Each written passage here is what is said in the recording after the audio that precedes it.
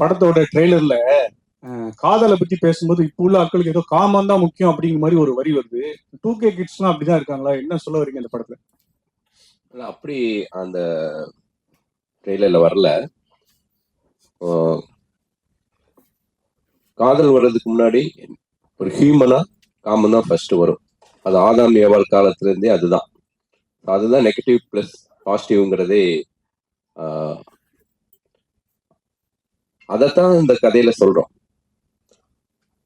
இந்த உலகம் பார்க்குற மாதிரி எங்களை எதுக்கு வாழ சொல்றீங்க, நாங்க ஃப்ரெண்ட்ஸ்